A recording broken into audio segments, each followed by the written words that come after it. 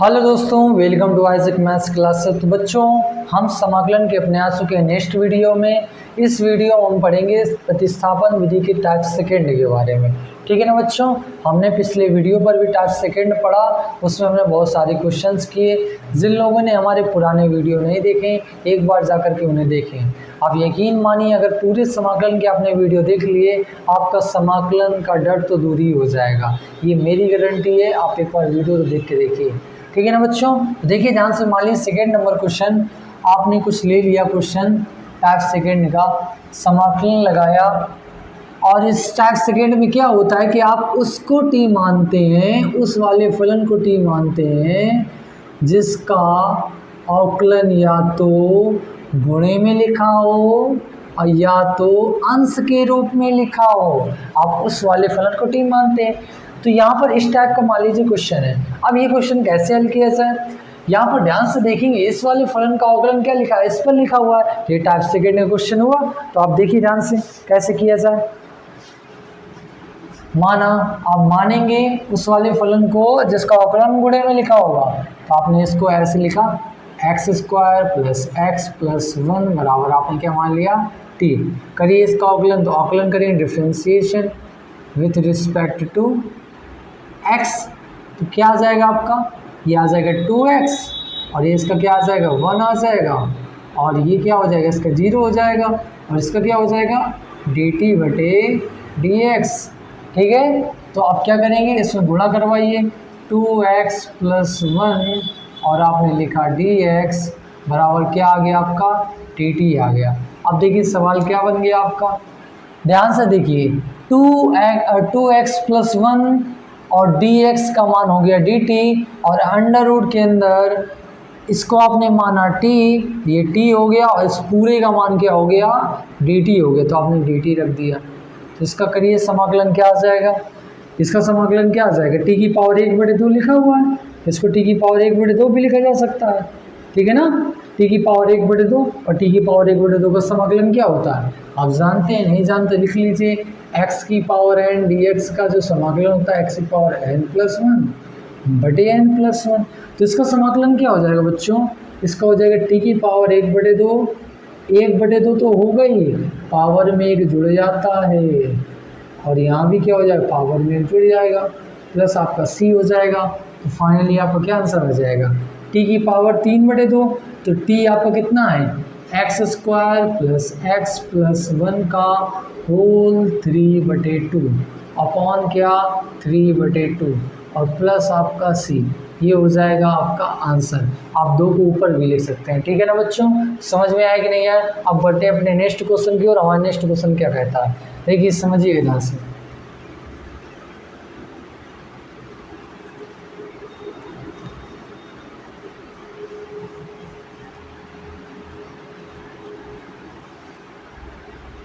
मान लीजिए आपने क्वेश्चन इस टाइप का लिखा होता, ऐसे इस टाइप का मान लीजिए क्वेश्चन लिखा होता, इस टाइप का लिखा होता 1/1 प्लस लॉग एक्स की पावर n, और यहाँ हो जाए मान लीजिए x। इसका करना है आपको समाकलन। अब ये क्वेश्चन है, इसमें किसको टी माने, क्या करें क्वेश्चन में कि हमारा क्वेश्चन आसान तरीके से हल हो जाए। अगर आप इस क्वेश्चन में 1 प्लस लॉग एक्स को टी मान लेते हैं, जिसका अवकलन 1/x लिखा हुआ है, तो आप क्या करेंगे, तुरंत आप बुद्धि दौड़ाएंगे और लिखेंगे, मान लेंगे, माना 1 प्लस लॉग एक्स बराबर आपने क्या मान लिया टी मान लिया, कोई दिक्कत। इसका आप करेंगे डिफ्रेंशिएशन, लिखेंगे differentiation with respect to x। ठीक है ना, और ये क्या आ जाएगा 1 का आ जाएगा 0, और log x का हो जाएगा 1/x, और t का हो जाएगा dt बटे dx। ये क्या आ जाएगा 1/x आ जाएगा यहाँ सिर्फ, और dx को यहाँ गुणे में करवा दीजिए, गुणा हो जाएगा, ये हो जाएगा आपका dt। तब देखिए सवाल क्या हो जाएगा, समाकलन आप 1/x dx का मान dt है, और 1 प्लस लॉग एक्स को आपने t माना, तो ये t की पावर n हो गया, और 1/x dx का मान आ गया dt। तो ये आपका आ जाएगा dt। ठीक है ना। अब ये क्या होगा, टी की पावर माइनस एन होगा और ये डी टी हो जाएगा। तो क्या हो जाएगा इसका अवकलन? इसका अवकलन नहीं, समाकलन क्या होगा बच्चों?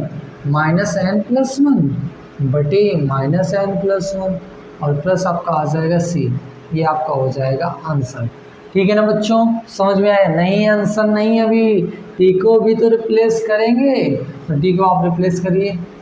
ठीक है, टी की जगह क्या रख दीजिए वापस से? वन प्लस लॉग एक्स की पावर माइनस एन, ऐसे लिख दें वन माइनस एन और बटे वन माइनस एन और प्लस आपका आ गया सी। ये हो जाएगा आपका आंसर।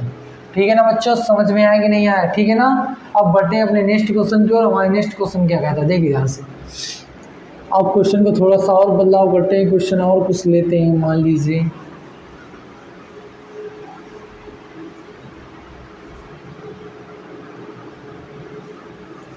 लीजिए आपने क्वेश्चन इस टाइप का लिखा होता, समाकलन of x cube into cos x four, और इसका करना होता आपको समाकलन। कैसे किया जाए इसका समाकलन? तो बच्चों आपको कुछ मानना पड़ेगा ताकि आप प्रतिस्थापन विधि द्वारा समाकलन कर पाए। तो प्रतिस्थापन विधि कहती है आपको कुछ मानना पड़ेगा। आप क्या मानेंगे? तो ऐसा अपने मन से तो कुछ मान नहीं लेते, अपने मन से कुछ भी मान लेंगे। आप उसको ही माना करिए हमेशा जिसका या तो अवकलन गुणे में लिखा हो या तो अंश के रूप में लिखा हो। जैसे पिछले क्वेश्चन में अंश के रूप आपका अंश में तो वो हर में था, तो आपने हर वाले को मान लिया था, लेकिन अंश में वन बटे एक्स लिखा हुआ था, इसलिए आपने हर वाले को माना था। यहाँ पर क्या मानेंगे? अगर यहाँ हम एक्स की घाते 4 को मान लेंगे तो एक्स की घाते 4 का अवकलन क्या होता है? 4x क्यूब, मतलब एक्स क्यूब तो आ रहा है, कांस्टेंट नहीं आ रहा, ना आने दीजिए, कोई मैटर नहीं करता। बाद में हम उसे अरेंज कर देंगे और सिस्टमेटिक तरीके से लिख देंगे कि कांस्टेंट समाकलन पर कोई इफेक्ट नहीं डालता, लेकिन फलन इफेक्ट डालते हैं, इसलिए पहले फलन से निपटारा पाते हैं। देखिए ध्यान से, अगर मान लेंगे आप, माना एक्स की घाते 4 को आपने क्या मान लिया? टी मान लिया। ठीक है ना बच्चों, एक्स की घाते 4 को आपने टी मान लिया, तो आपको क्या करेंगे? Differentiation with respect to x करेंगे। ठीक है, तो ये क्या आ जाएगा? 4x क्यूब बराबर आ जाएगा डी टी बटे डी एक्स। तो क्या आ जाएगा? X cube D x, x cube को यहाँ रखा और डी एक्स से गुणा यहाँ करवा दिया, डी एक्स हो गया बराबर 4 को बटे में भेज दीजिए, तो क्या आ जाएगा? डी टी बटे 4। ठीक है ना बच्चों, कोई दिक्कत? अब ये क्या हो जाएगा आपका? सवाल चेंज करिए, देखना चेंज हो जाएगा सवाल।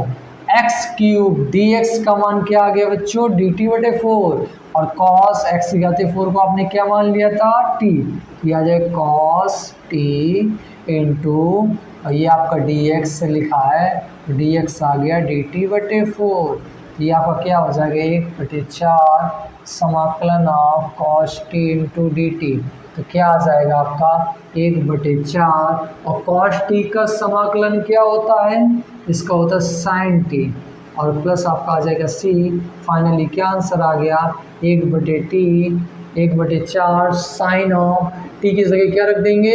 एक्स घाते 4 और प्लस आपका आ जाएगा सी। ये हो जाएगा आपका आंसर। कोई दिक्कत? अब देखते हैं अपना नेक्स्ट क्वेश्चन। हमारा नेक्स्ट क्वेश्चन क्या है समझते हैं। ये क्वेश्चन बच्चों समझ में आ रहे हैं कि नहीं आ रहे हैं? समाकलन जितने ज़्यादा आप क्वेश्चनों की प्रैक्टिस करेंगे उतना ही आपको समझ में आएगा, इस बात का हमेशा याद रखिएगा। ठीक है ना दोस्तों? जैसे मान लीजिए आपने क्वेश्चन लिया कोई इस टाइप का, क्या लिया जाए? मान लीजिए आपने ऐसे लिया, समाकलन आप, और लिखा आपने एक्स स्क्वायर बटे under root 1 minus x cube, और इसका करना है आपको समाकलन। आप इसका समाकलन कैसे करेंगे समझिए ध्यान से। आप क्या करेंगे? अगर इस वाले हिस्से को आप टी मान लेते हैं, इसको प्रतिस्थापित कर देंगे तो इसका अवकलन ऊपर लिखा हुआ है, आप गौर से देखिएगा, मान के देखिए। जहाँ माना 1 माइनस एक्स क्यूब को आपने मान लिया टी, तो इसका क्या हो गया? 0 हो गया, और इसका क्या हो गया?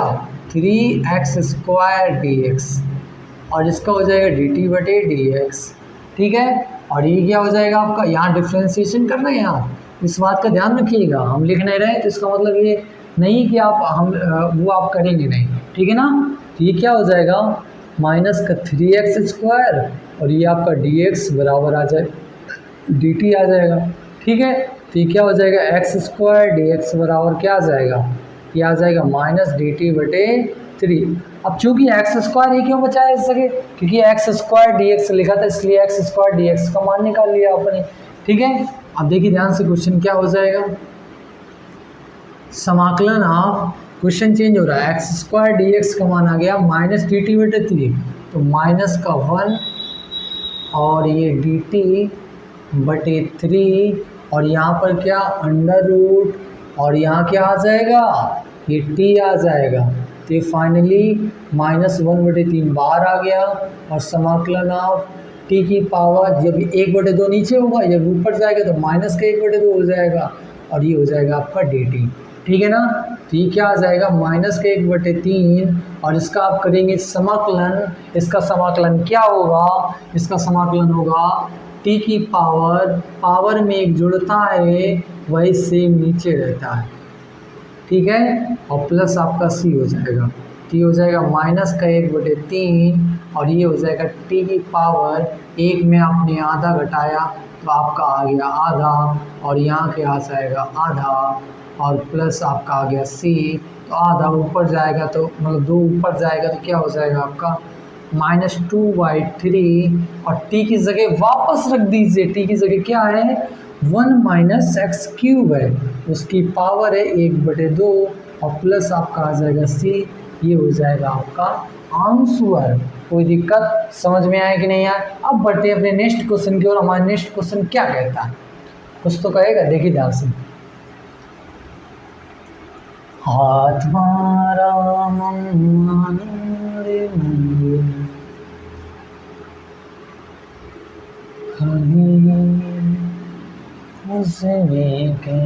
देखिए ध्यान से, मान लीजिए क्वेश्चन इस टाइप का आपने ले लिया होता, समाकलन ऑफ कॉस √x बटी √। अब इसका करना है समाकलन, आप दिमाग लगाइए, √x का समाकलन अवकलन क्या होता है, उस फलन को आप t मानेंगे जिसका अवकलन उसके गुणे में लिखा हो। समझ में आ रहा है कि नहीं आ रहा दोस्तों।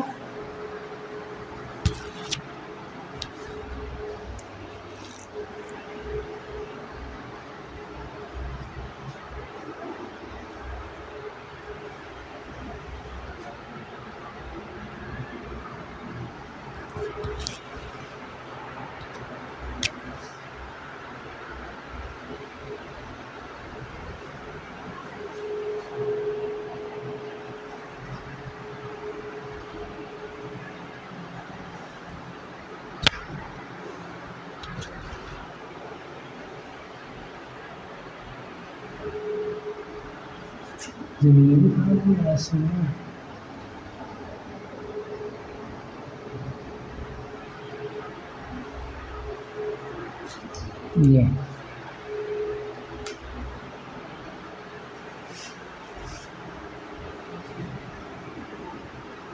तो देखिए बच्चों, आप उसको टी मानेंगे जिसका अवकलन गुणे में लिखा होगा। तो आप ध्यान से देखिए, √x का अवकलन गुणे में लिखा है कि नहीं लिखा, क्योंकि √x का अवकलन अगर कुछ लोग भूल गए हो तो देख लीजिए, d/dx ऑफ √x का अवकलन होता है 1/2 √x। तो √x का अवकलन लिखा है ना 1/√x, देखो लिखा हुआ है, ये देखो 1/√x। तो किसको आपको मानना है टी, √x को मान लीजिए,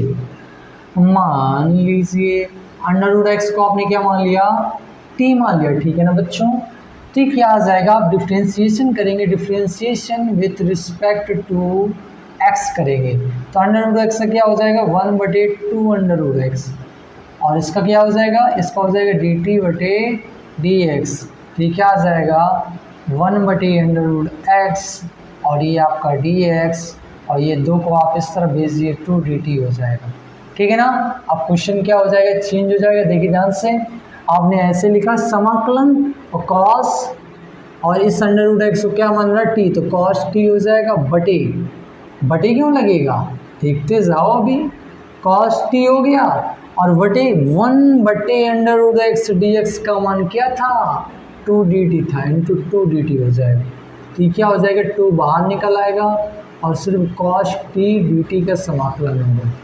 करिए कॉस टी डी टी का समाकलन 2 और कॉस टी का समाकलन क्या होता है साइन टी और प्लस आपका सी आ जाएगा, तो ये आ जाएगा 2 और टी की जगह वापस रख दीजिए, टी की जगह क्या √x और प्लस आपका सी, ये हो जाएगा आपका आंसर। ठीक है ना बच्चों, समझ में आया कि नहीं आया? अब बढ़ते अपने नेक्स्ट क्वेश्चन की ओर। हमारा नेक्स्ट क्वेश्चन क्या है, ठीक है ना, ये समझ में आ रहा है कि नहीं? तो समझते चले जाइए बच्चों।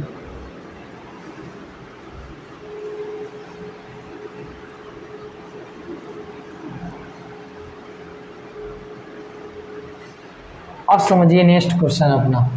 मान लीजिए क्वेश्चन आपने इस टाइप कर लिया, ऐसे ही ले लिया क्वेश्चन, समाकलन आपने लिया x स्क्वायर 3x² बटे 9² प्लस आपने ले लिया x³।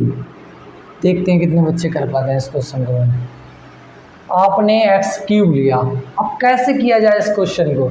देखने में ये बहुत सिंपल क्वेश्चन लग रहा है, लेकिन है नहीं, ये सिंपल नहीं है। देखिए ध्यान से समझिए। आपने 9² प्लस x² आपको दिखाई दिया, कहीं सर ये तो ऐसे नहीं दिख रहा सर, हमें फार्मूले के रूप में, हम सर डायरेक्ट फार्मूला लगा दें। अरे रुको ज़रा, डायरेक्ट फार्मूला क्या करोगे लगा करके?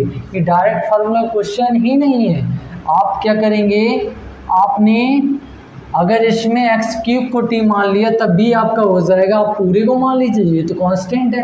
आपने क्या किया, 9² मतलब क्या होता है 81 और प्लस x³ को आपने मान लिया t, तो ये क्या हो जाएगा 9 का 81 हो जाएगा।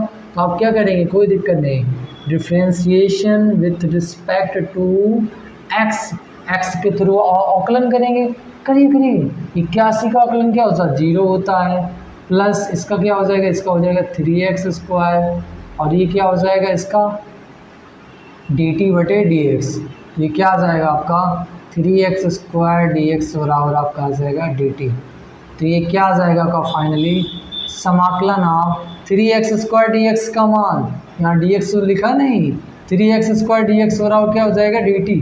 तो dt पीछे लिख दे रहे हैं 1 बटे, और इसको आपने पूरे को t माना था, t मान लिया। ठीक है ना, अब करिए इसका समाकलन, तो क्या आ जाएगा log ऑफ t और प्लस आपका आ जाएगा बच्चों c। t क्या हो जाएगा, ये हो जाएगा log, और t की जगह आप क्या रख देंगे 9² प्लस x³ और प्लस आपका आ जाएगा c। समझ में आया कि नहीं आया दोस्तों? ठीक है ना। अब बढ़ते हैं अपने नेक्स्ट क्वेश्चन की ओर। हमारा नेक्स्ट क्वेश्चन क्या है, देखिए समझिए ध्यान से।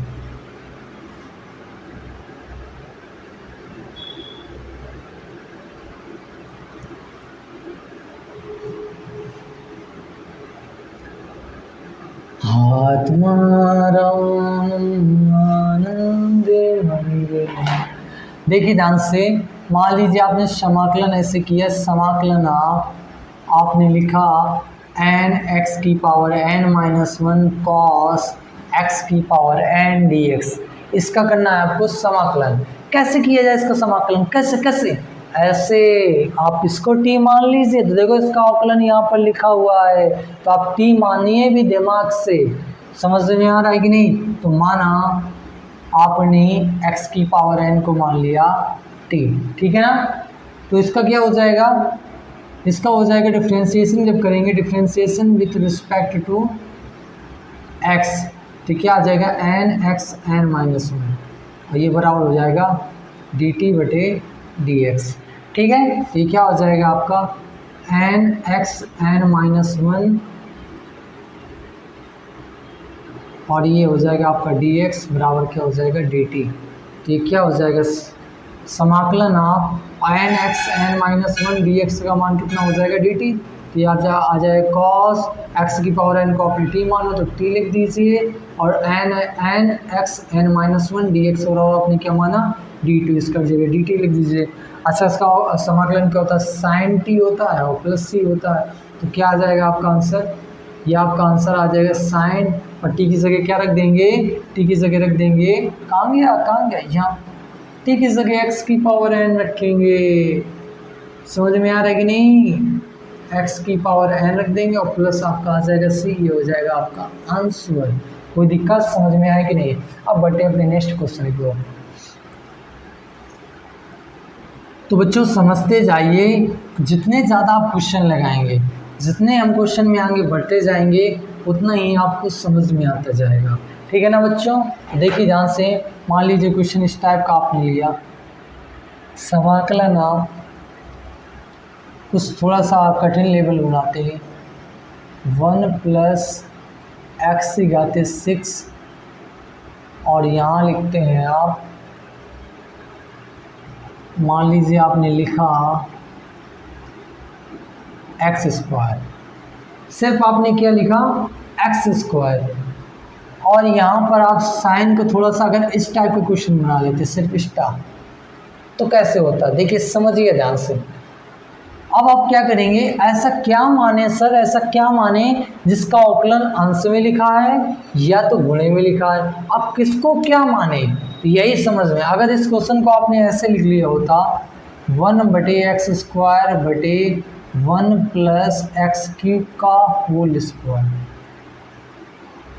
ऐसे आपने लिख लिया होता, तो आपको यहाँ से क्लियरली दिख रहा है कि अगर आप x³ को t मान लेंगे तो आपका x² गायब हो जाएगा। आप उसे t मानिए जिससे आपका कुछ फलन में हट जाए, या तो अंश में होगा वो जो आप जिसको हटाने वाले वो अंश में लिखा होगा, या तो उस फलन की गुणे में लिखा होगा। ठीक है ना बच्चों? तो आपने मान लिया, माना x³ बराबर आपने मान लिया t। ठीक है ना? तो x³ बराबर t मान लिया, तो क्या आ गया, ये 3x² आ गया। आपने क्या किया, इसका डिफ्रेंशिएशन किया, करिए differentiation with respect to x के थ्रू, तो करेंगे ये कितना आ जाएगा, 3x² आ जाएगा, और ये क्या आ जाएगा, dt/dx हो जाएगा। ठीक है ना? तो ये क्या हो जाएगा फाइनली आपका, लिखिए इसे, तो ये आपका हो जाएगा x², और आपने यहाँ dx लिखा और इस आप 3 को बटे में भेज दिया, तो ये हो जाएगा dt/3। ठीक है ना? अब देखिए ध्यान से क्या हो जाएगा, समाकलन आप x² dx का मान कितना आ चुका है, dt/3, तो आपने क्या लिख दिया, dt/3। ठीक है, कोई दिक्कत? और 1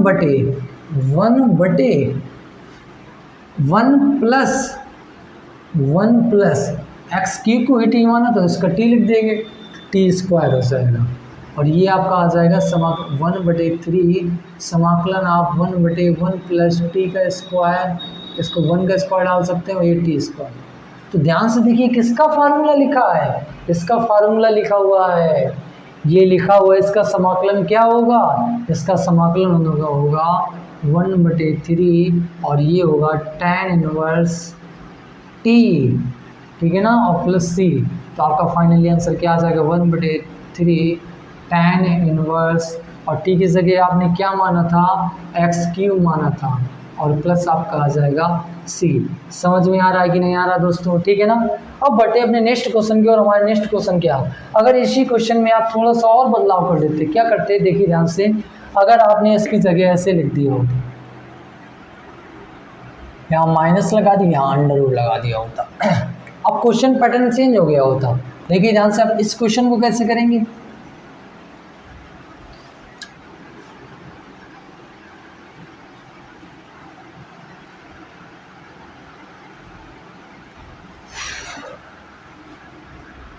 तो देखिए ध्यान से, इसको भी ऐसे करेंगे, समाकलन आप x² बटे √1 - x का क्यूब दिखाएंगे, पहले स्क्वायर देखेंगे, ये आपने ऐसे लिखा।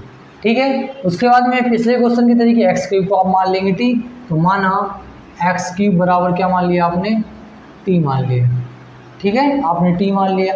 इसके बाद आप करेंगे डिफ्रेंशिएशन, करिए डिफ्रेंशिएशन, डिफ्रेंशिएशन क्या आ जाएगा, 3x² बराबर क्या आ जाएगा, dt/dx आ जाएगा। तो क्या आ जाएगा आपका, x² और dx को यहाँ भेजा आपने, ये हो गया dt/3 हो गया। ठीक है, अब देखिए क्वेश्चन में क्या बदलाव हो गया, समाकलन ऑफ x² dx का मान कितना आ गया, dt/3, तो आपने dt/3 लिख दिया, फिर 1/√, लग गया 1 माइनस, और t की से x³ की जगह आप रख देंगे t, ये हो जाएगा t का स्क्वायर।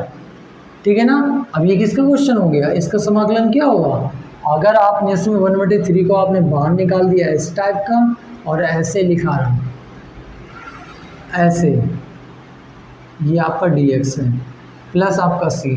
तो आप ध्यान से देखिए, अगर 1/√1 - x² का समाकलन क्या होता है साइन इनवर्स एक्स, जिसका क्या हो जाएगा 1/3 और इसका हो जाएगा साइन इनवर्स और ये हो जाएगा टी और प्लस आपका सी, तो आ जाएगा आपका 1/3 साइन इनवर्स और टी की जगह क्या रख देंगे, टी की जगह वापस से एक्स क्यूब रख देंगे और ये हो जाएगा आपका आंसर। कोई दिक्कत समझ में आए कि नहीं आए, देख लीजिए ध्यान से इस क्वेश्चन को, अगर किसी को कोई दिक्कत हो तो बताइए, ठीक है ना। अगला क्वेश्चन करते हैं। मान लीजिए इसी क्वेश्चन में हमने थोड़ा सा और बदलाव कर दिया होता, क्या करते हैं, अगर थोड़ा सा चेंजमेंट तो कुछ करें, देखते हैं कितने लोग इसका जवाब दे पाते हैं।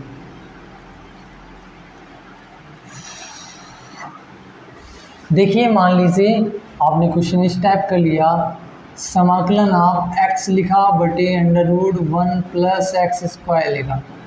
अब सर कैसे करेंगे क्वेश्चन, कोई बात नहीं, नीचे वाले को आप t मान लीजिए तुरंत हो जाएगा आपका।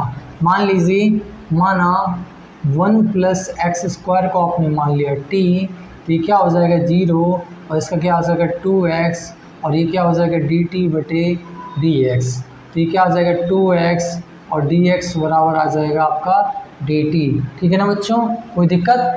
तो ये 2x को x चाहिए ओनली, तो x dx बराबर क्या आ गया आपका dt/2, तो आपका क्या हो गया समाकलन x dx का मान हो गया dt/2, तो dt/2 लिख दिया आपने इंटू 1/√1 + x² को आपने t मान लिया तो 1/√t हो गया। और आपने क्या किया, आपने देखिए ध्यान से क्या किया, आप क्वेश्चन में 1/2 आपने बाहर निकाल लिया और t को आप ऊपर ले गए, t की पावर को ऊपर ले गए, तो t की पावर हो जाएगा -1/2, ठीक है, और ये आपका dt हो जाएगा, तो क्या हो जाएगा 1/2 और t माइनस आपका समाकलन क्या होता है, इसका होता है बच्चों, एक जोड़ देते हैं पावर में और एक यहाँ भी जोड़ देते हैं प्लस आपका c हो जाता है, तो आपका क्या हो जाएगा 1/2 और ये हो जाएगा t की पावर, एक में आधा घटाया तो आधा हो गया, यहाँ भी आधा हो गया, तो ये देखो गुणे में लिखा तो एक कट जाएगा प्लस c हो जाएगा और t की जगह क्या रख देंगे वापस से 1 + x² और इसकी पावर 1/2 मतलब अंडर लगा दीजिए और प्लस आपका आ जाएगा c, ये हो जाएगा आपका आंसर, ठीक है ना। कोई दिक्कत बच्चों, समझ में आएगी नहीं आए, तो बच्चों आज के लिए हम इतना ही रखते हैं, मिलते हैं आपसे नेक्स्ट वीडियो में, तब तक के लिए जय हिंद दोस्तों।